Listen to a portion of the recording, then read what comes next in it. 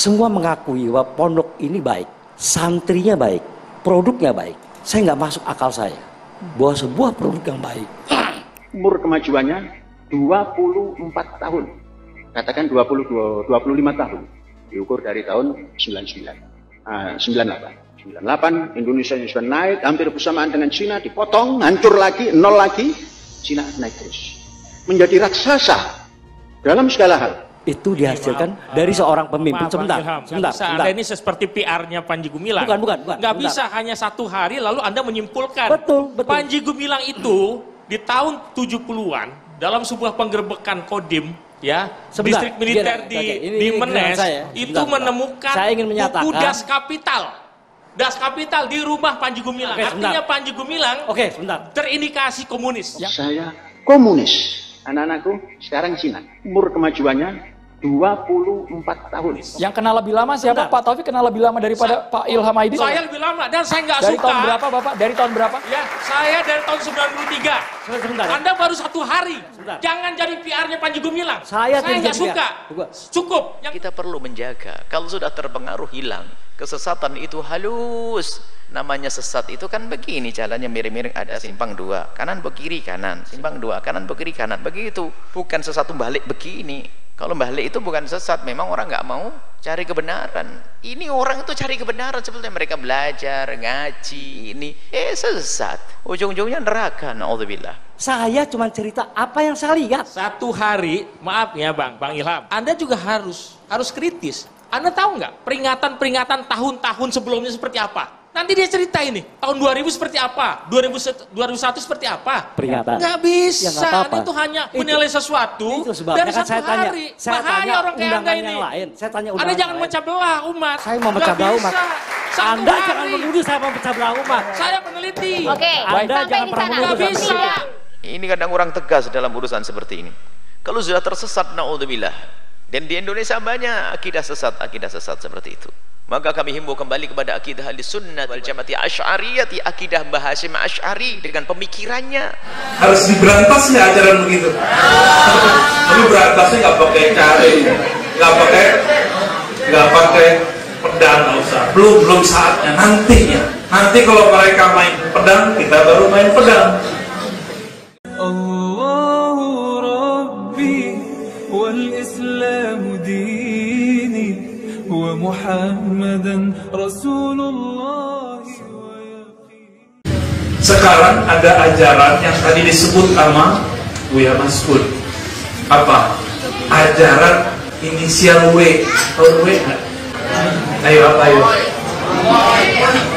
Ya kok lebih kenceng dari aneh ya? Sebutnya pakai O lagi ya? Bukan pakai I ya? Aliran apa? Top. Itu mereka ngajarin apa? Ini kalian hati-hati nih. Ngajarin orang tua Nabi masuk neraka. Coba, bapak kita misalnya pemabuk, bapak kita misalnya kurang soleh, mati, dibilang orang bapak lu ahli neraka. Kira-kira kalau orang Madura gimana tuh? Keluar tuh apa namanya? Iya, kalau orang Jambi keluar apa? Keris. Iya, ini Jambi, Palembang kan pusat Sriwijaya dulu. Keluar kerisnya, macam-macam kau isi. Itu orang tua kita. Sekarang orang tua penghulu alam semesta. Dibilang sama dia gimana?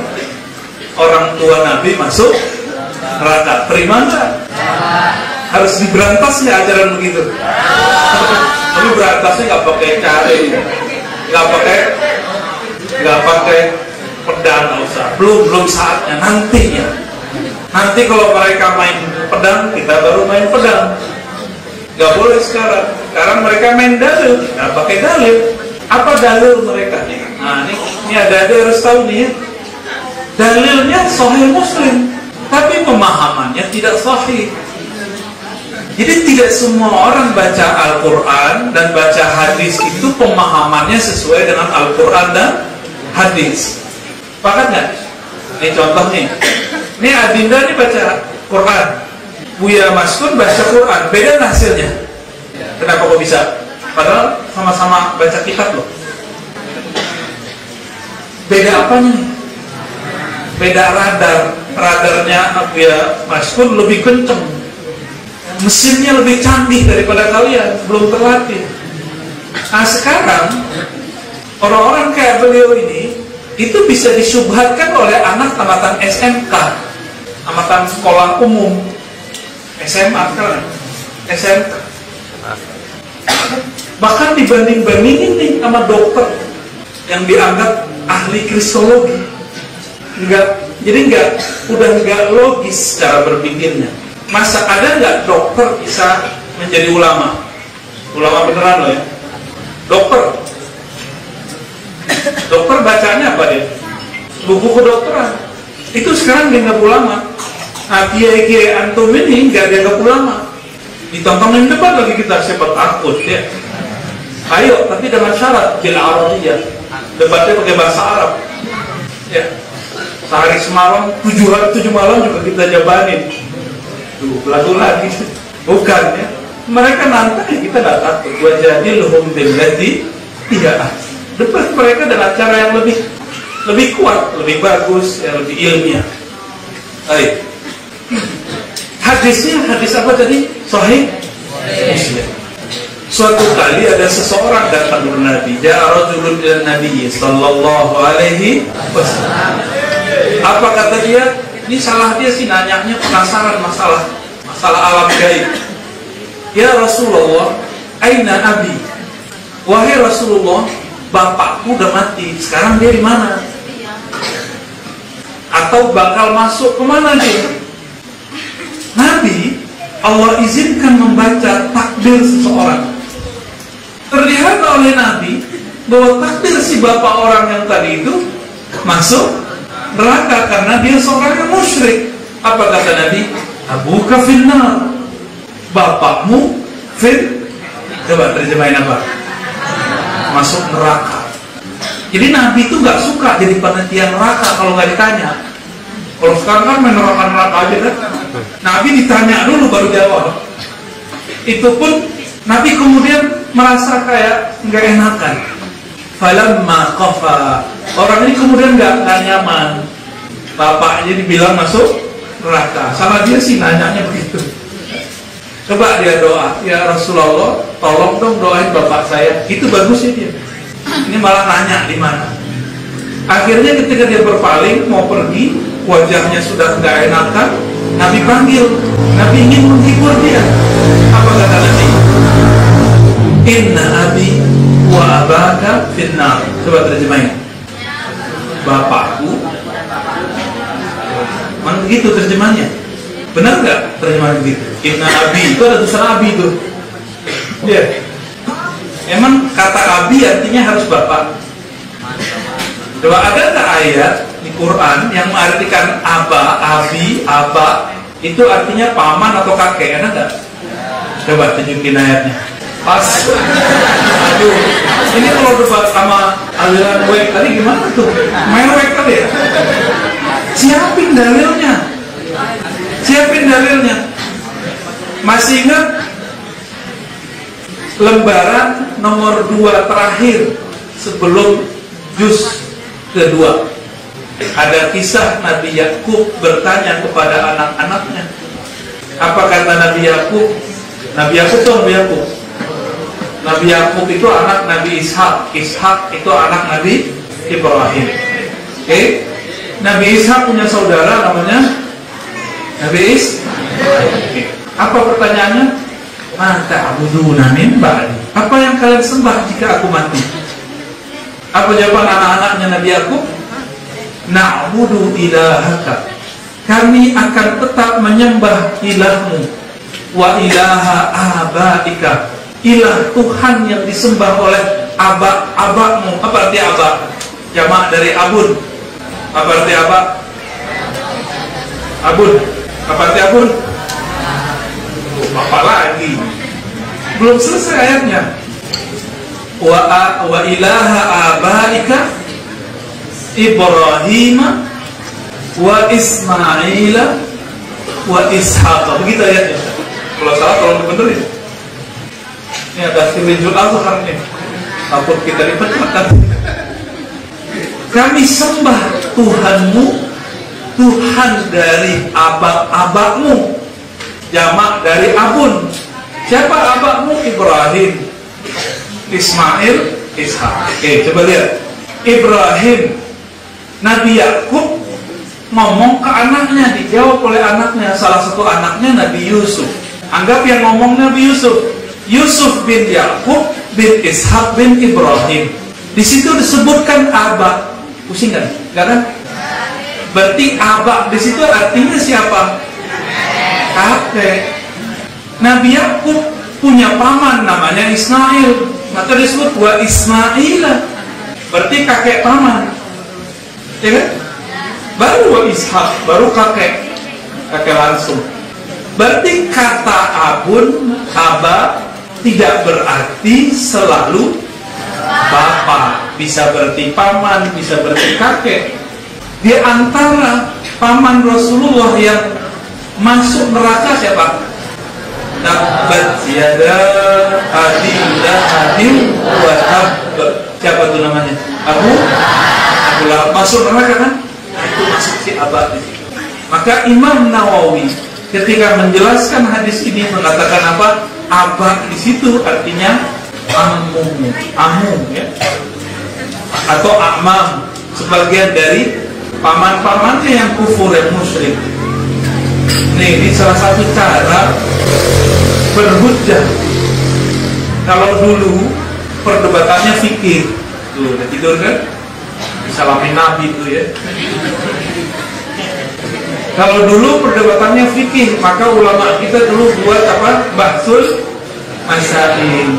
Maka sekarang bahsul masail harus ditambah temanya, tema akidah, tema maulidan, dalil-dalil maulidan. Di sini ada bahsul masail nggak, Ustaz? Ada ya? Digedein nggak acaranya? Dibuat sayembara nggak? Sama pesantren mana gitu? Biar semarak. Memang harus begitu. Seperti dulu kiai-kiai kita buat. Ini negara Jambi, rasa Jawa. Benar nggak? Saya semenjak awal datang bukan kayak orang Melayu ya, tapi banyak Jawa. Ternyata orang Jawa di mana-mana itu kuat Islamnya dan aswajanya. Tiba-tiba ada orang Jawa jadi teroris, jadi aliran W. Nulis salah satu dosen saya, namanya Prof. Bambang Pranowo, orang Jawa jadi teroris. Judul buku dia begitu. Dia heran, orang Jawa ini kemana-mana pasti adem, ya. Kayak beliau nih, nggak frontal, enak. Saya masuk ke orang-orang Dayak, itu mereka bilang, kami mu'alaf Ustaz, yang Islamkan kami bukan orang Arab, orang Jawa. Orang Jawa yang mengislamkan. Maka kita berharap jangan ada muncul sikap rasis. Apa arti rasis? Ya. Siapa yang menentukan kita terlahir Melayu, Bugis, Jawa, Minang? Siapa yang menentukan? Ya Allah tuh. Maka kita juga nggak boleh ngejek Arab, tuh nggak boleh juga. Ngejek Yahudi boleh nggak? Nggak boleh juga, kecuali Zionis. Karena Yahudi itu salah satu dari istri Nabi, yaitu Sofia. Nabi punya istri seorang Yahudi, dan Nabi pernah menggadaikan baju zirah perangnya ke Yahudi. Artinya boleh interaksi dengan non-Muslim selama mereka tidak memusuhi Islam. Berarti Nabi nggak main bunuh-bunuh sembarangan nama Yahudi, ya? Benar nggak? Nabi itu perang sama Yahudi karena Yahudi melanggar perjanjian politik. Nah, itu ceritanya panjang. Sekarang kita kembali ke cerita Barzanji, karena itu bagian dari Aswaja. Tadi apa keyakinan Ali Rawe? Apa keyakinannya? Orang tua Nabi masuk neraka. Coba kalau paham cerita Barzanji, Sayyidah Aminah radhiyallahu taala anha, saya menyebutnya Sayyidah pakai radhiyallahu lagi. Itu artinya apa? Ini orang spesial. Di antara adinda ini ada yang nggak pernah ketemu malaikat, mimpi ketemu malaikat, ada nggak? Ada. Malaikat apa? Malaikat cinta. Kalau yang mana malaikat maut.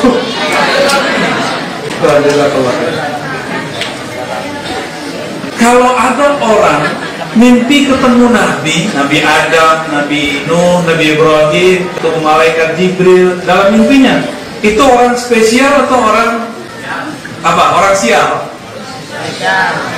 Spesial. Wali atau musyrik? Mungkin nggak musyrik ketemu Jibril dalam mimpi, nyalamin, ngasih kabar gembira, mungkin nggak? Ini mohon maaf nih, Pak Kiai ini belum tentu mimpi ketemu Jibril, benar nggak begitu? Tuh, kurang mulia apa itu Sayyidah Aminah? Beliau diberikan Allah kebeningan kalbu sehingga bermimpi ketemu Jibril. Apa kata Jibril? Hai Aminah, aku mengabarkan engkau bahwa engkau akan punya anak Sayyidul Awwalin wal Akhirin, akan menjadi penghulu awal dan akhir. Kata kawan kita yang aliran W tadi apa? Ustaz, hadis dhaif. Dia nggak ngerti ilmu hadis. Ilmu hadis itu berlakunya secara ketat itu adalah pasca kerasulan. Sebelum Nabi lahir, saat Nabi lahir, bahkan sebelum beliau diutus jadi Rasul, itu hukum ilmu hadis sahih hasan dhaif itu tidak bisa diterapkan secara mutlak, secara ketat, nggak bisa. Ada ilmunya, nanti kalau umur kita banyak kita jelasin ya. Yang jelasin tuh Imam Baihaqi, namanya imam ahli hadis. Kalau sekarang kan banyak kan imam ahli hadas, dikit-dikit bid'ah, dikit-dikit apa, Pak Bro, kawat, kafe, musyrik.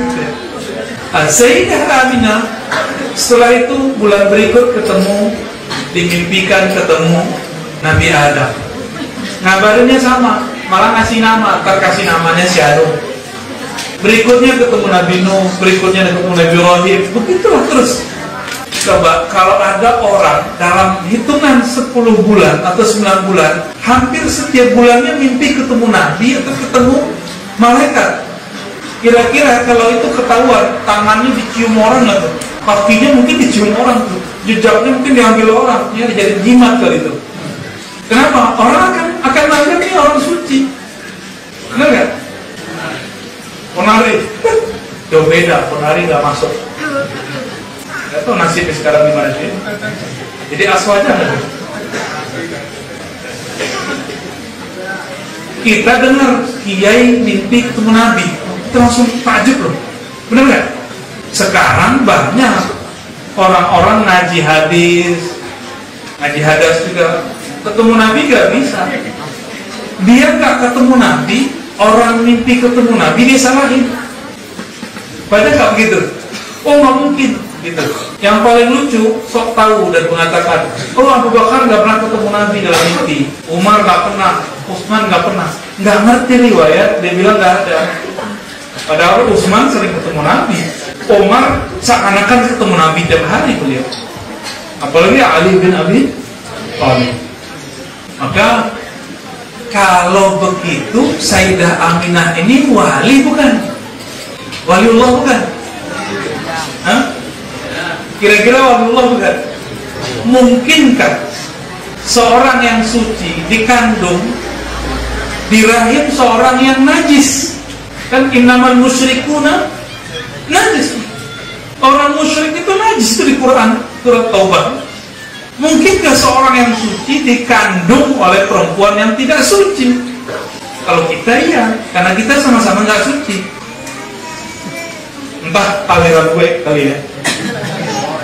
Kalau dia mungkin begitu kali. Nabi Muhammad SAW punya ibu, seorang kekasih Allah Subhanahu wa Ta'ala. Baru dengar ya? Kayaknya udah pernah dengar ya sebelumnya. Kan sering dengar tiap kali berzanjian itu cerita. Cuma orang nggak mau ngecek ini fenomena apa ini? Kok Sayyidah Aminah mimpi ketemu Jibril, ketemu Nabi. Diusut Sayyidah Aminah ini kan cucunya Ibrahim, iya nggak? Cucunya Ismail, cucunya Nuh, cucunya Adam, wajar ini ketemu mbahnya, gitu, ya? Udah ngantuk loh. Salamin Nabi waktu ya. Itu poin kedua. Nah, yang ketiga nih. Nanti salah satu yang akan dihantam. Bagi orang-orang yang tidak mengerti ahli sunnah adalah hal yang sederhana ya, saya nggak kasih yang berat-berat. Kalian kalau habis sholat zikir jamaah nggak? Nah, itu mazhab apa tuh? Mazhab al-Maskuni. Mazhab apa itu? Syafi'i. Orang-orang yang anti aswaja ini, apa kata mereka? Ini mereka nulis buku nih sekarang nih. Cari ya, cari. Jadi bahsul masail di sini. Syafi'iyah meninggalkan ajaran Syafi'i. Syafi'iyah berbeda dengan Syafi'i. Itu sekarang ada tuh ajaran begitu. Jadi mereka mengatakan kepada jamaahnya, itu orang-orang Syafi'iyah aswaja berbeda dengan imamnya, Imam Syafi'i. Itu tuduhannya. Contoh, Imam Syafi'i nggak tahlilan, aswaja tahlilan. Itu kata dia. Itu gimana cara jawabnya? Gimana cara jawab gitu gimana? Imam Syafi'i tahlilan nggak? Nah, yang ngantuk. Imam Syafi'i tahlilan nggak? Tahul. Imam Syafi'i tahlilan nggak? Jadi suatu kali kawan saya, seniornya beliau nih di Mesir, nanya ke seorang Mesir,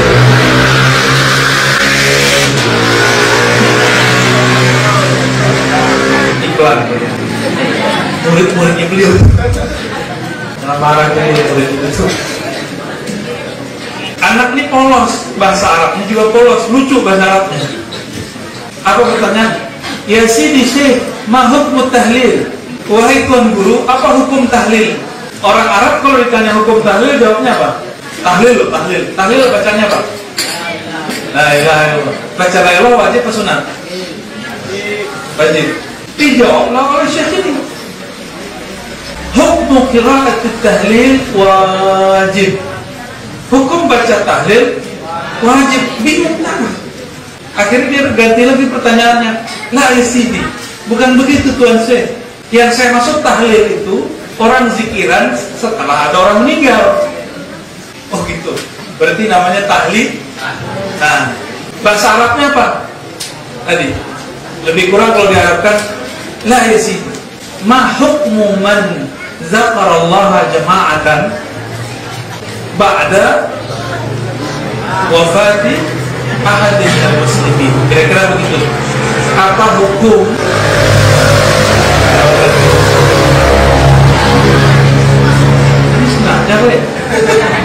apa hukum baca doa zikir setelah ada orang meninggal?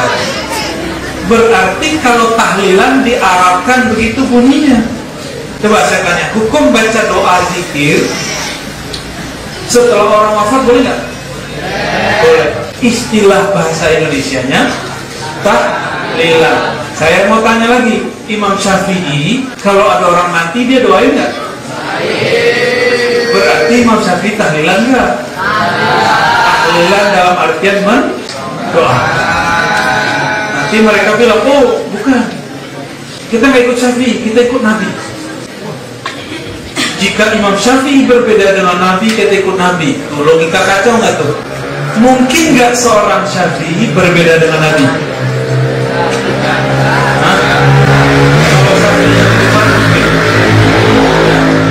Kalau Syafi'iyah, orang yang mengklaim Syafi'i mungkin.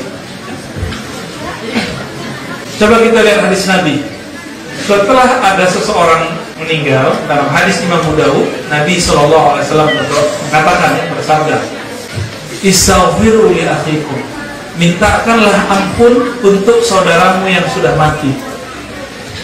Was'alu lahu tasbih, mintakan ketetapan bagi dia, fa innahu la yusal, karena dia lagi sedang ditanya. Nabi ngajak orang sahabat mendoakan bukan di rumah, malah di kubur. Musyrik gak tuh? Kalau musyrik, Nabi musyrik tuh. Gimana? Jadi Nabi ikut mendoakan orang yang meninggal nggak? Jika itu disebut tahlil, maka sebenarnya praktek tahlil sudah ada sejak zaman Nabi, tapi namanya bukan tahlilan, gitu ya, namanya yang baru. Kalau jangan ditulis status Nabi tahlilan, nggak benar juga. Nabi mendoakan orang setelah. Ada seorang ustadz di Sumatera, yang saya sebut, bilang doa kalau bukan dari anak nggak nyampe ke orang tua. Nggak lama setelah itu istrinya mati. Duduklah dia di kuburan istrinya tuh, dan dia berdoa nangis, tangannya diangkat. Jamaahnya bingung, loh Ustaz katanya nggak nyampe kalau bukan anak. Ustaznya ada di situ. Kita nggak boleh sebut nama ya, karena sebut nama jadi rame lagi. Kayak si dokter, jadi rame lagi. Mereka anti kritik, dikritik dikit marah, dikritik dikit bawa surga neraka. Kalau kita dikritik biasa aja ya nggak? Disuruh berdiri biasa kan? Berdiri nggak? Gimana sih? Kelas? Kayak kuat aja. Dulu.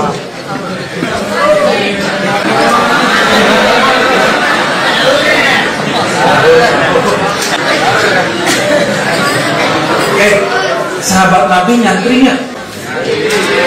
Serius? Yang nyantri kan orang Jawa. Nabi nyantri nggak? Berarti bid'ah. Nyantri itu artinya apa? Belajar agama di suatu tempat. Sahabat Nabi dulu pernah belajar di suatu tempat nggak? Maka kalau dibahasakan bahasa kita, sahabat itu nyantri kepada Rasulullah Sallallahu Alaihi Wasallam.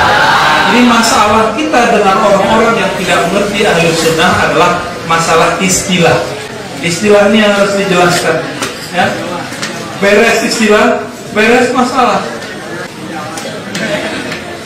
Bagian akhir yang mau saya ceritakan. Ya. Satu kali Nabi Sallallahu Alaihi Wasallam jalan-jalan, ya, jalan-jalan di kampung-kampung. Nah, tidur. Mau dengar cerita? Ini ceritanya ajib, cerita ajaib. Ada keajaiban dalam cerita. Halo. Masya Allah. Kuat-kuat juga ya kalian. Satu kali Nabi jalan di perkampungan Madinah. Di perkampungan Madinah banyak orang Arab Badui. Apa arti Arab Badui? Arab tidak terpelajar.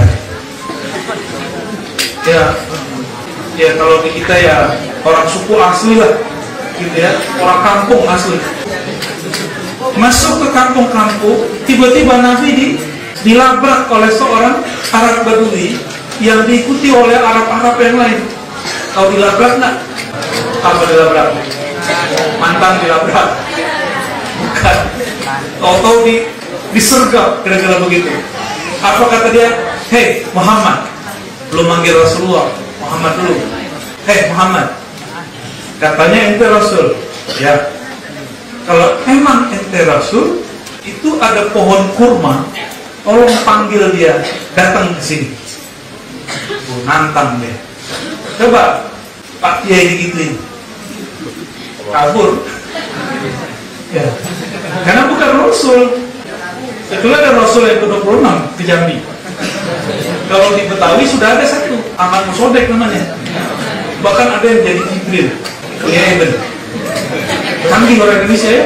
Ada yang jadi Jibril, berkelamin lagi. Saya jadi cemburu. Kenapa? Kelaminnya perempuan. Saya kira Jibril laki-laki. Jibrilan.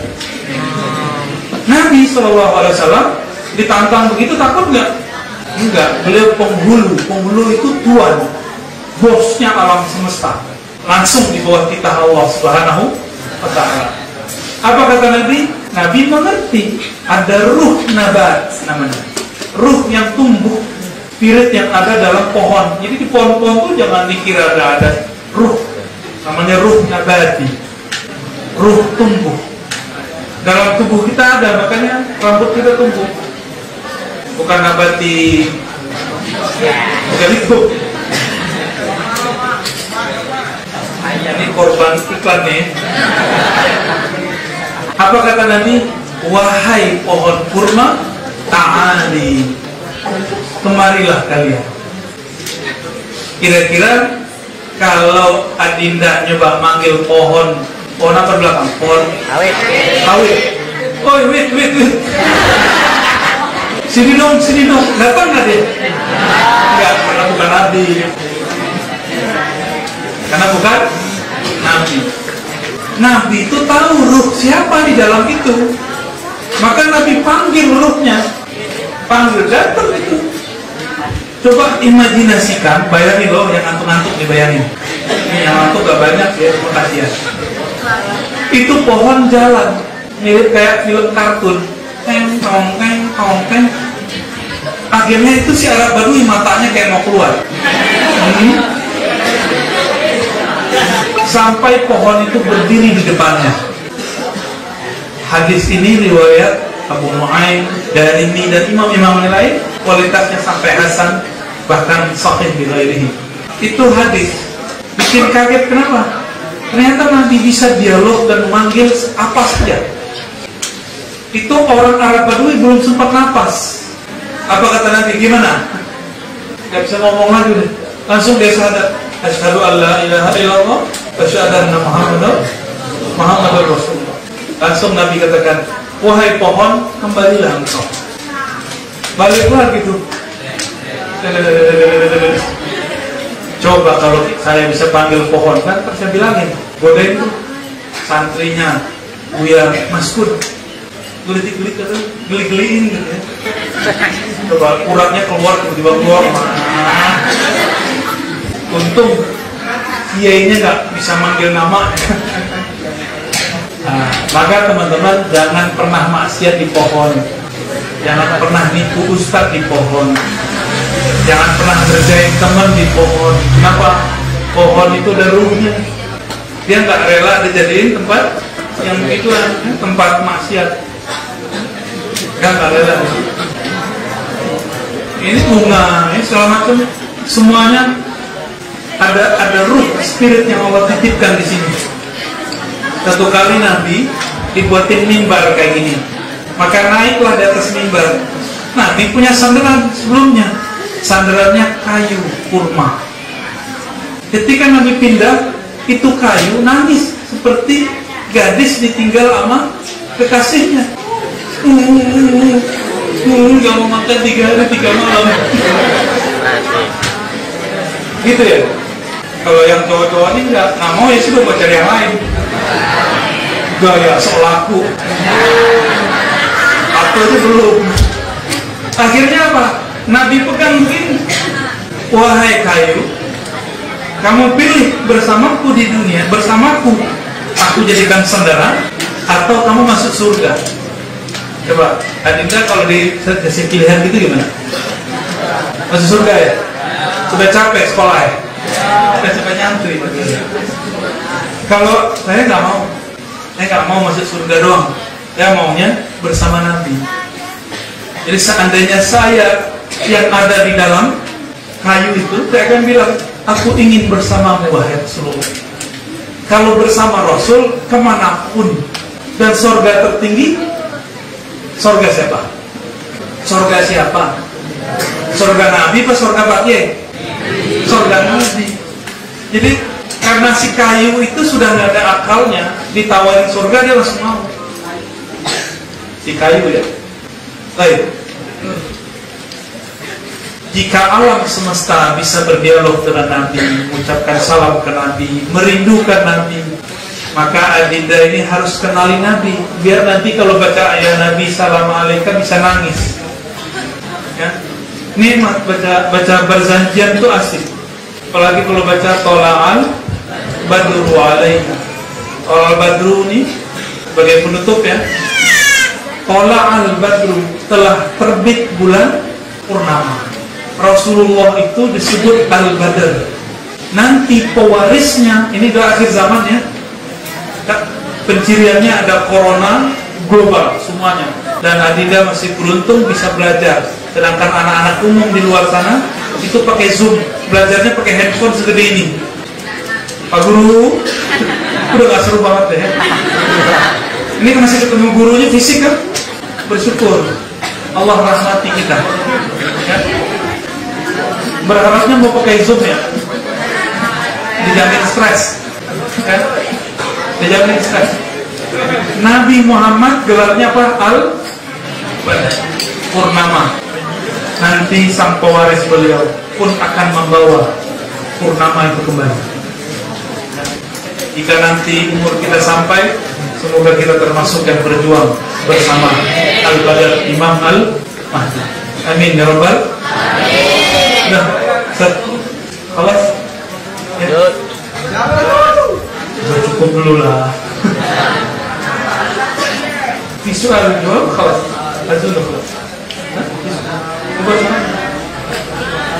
Ada yang mau ditanyain nggak?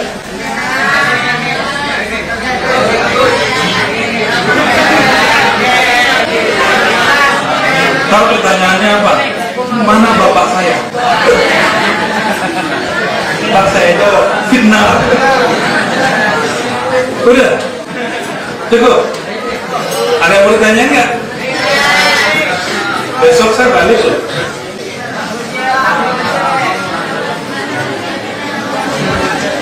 Cukup?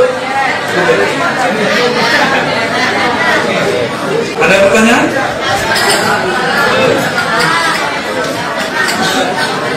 Sudah.